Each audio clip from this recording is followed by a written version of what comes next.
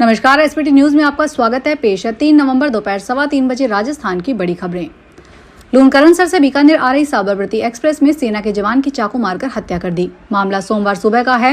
Railway police ने कुछ train attendant को हिरासत में लिया है। बीकानेर के थाना अधिकारी अनंत कुमार ने बताया, साबरमती एक्सप्रेस में सेना का जवान जिगर कुमार चौधरी फिरोजपुर से रवाना हुआ था। उसे साबरमती पहुंचना था। रास्ते में लूणकरणसर और बीकानेर के बीच उसको कुछ युवकों से विवाद हो गया। दोनों पक्ष आपस में भिड़ गए। युवकों ने जिगर कुमार के शरीर पर चाकू से वार कर दिया, जिससे उसका काफी खून बह गया। सुप्रीम कोर्ट में सोमवार को देश भर में आवारा कुत्तों के बढ़ते हमले के मामले में सुनवाई हुई। सुप्रीम कोर्ट ने आज कहा कि वह सरकारी बिल्डिंग के कैंपस में कुत्तों को खाना खिलाने के लिए नियम के आदेश जारी करेगा। मामले की सुनवाई कर रहे जस्टिस विक्रमनाथ, जस्टिस संदीप मेहता और जस्टिस एनवी अंजारिया की बेंच ने कहा, इससे जुड़ा आदेश 1-2 दिन में अपलोड कर दिया जाएगा।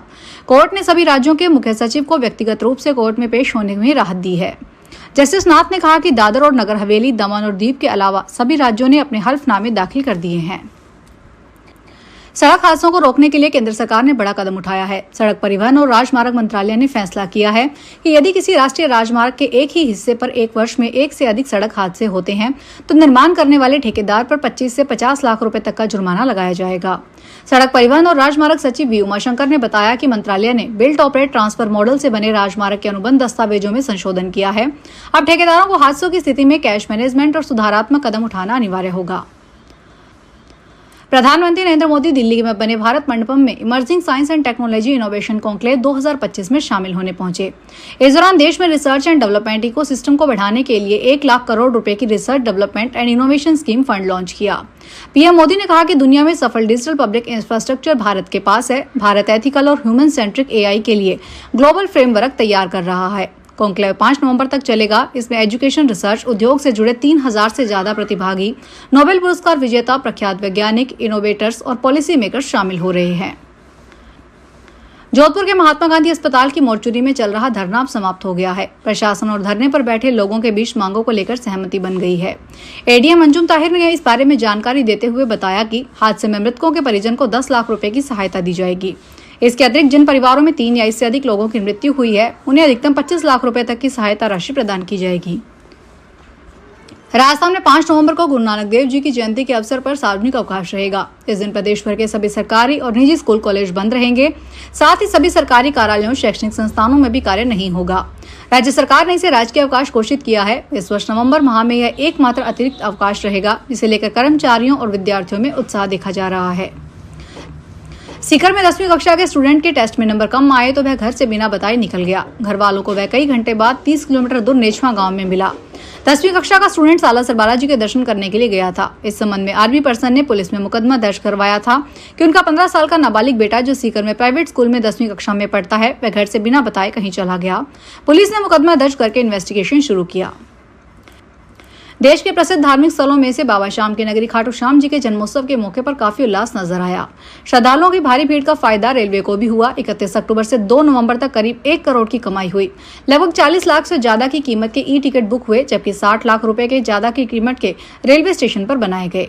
10 काउंटरों से टिकट जारी हुई है। यही उत्साह और उमंग बाजार में भी छाया रहा। यहाँ स्थानीय व्यापारियों के चेहरों पर भी काफी रौनक नजर आई।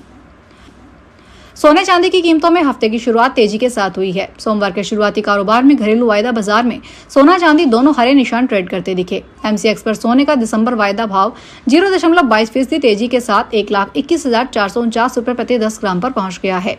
वहीं चांदी की कीमत 0.46% उछली है। ये 1,48,950 रुपए प्रति किलोग्राम है। डॉलर इंडेक्स में गिरावट और घरेलू बाजार में मजबूत हाजिर मांग के चलते सोने में खरीदारी देखी जा रही है। सीकर के खाटू श्याम जी के जन्मोत्सव पर्व पर 5,11,000 श्रद्धालुओं ने मंदिर में बाबा श्याम के दर्शन किए। वहीं रविवार को मंदिर में भक्तों ने केक लेकर पहुंचे। हालांकि आज भक्तों की भीड़ थोड़ी कम रही, लेकिन दर्शनों की सभी लाइन श्रद्धालुओं से फुल रही। मंदिर में श्रद्धालुओं की संख्या की गणना के लिए मंदिर कमेटी ने एआई मशीनें लगाई है।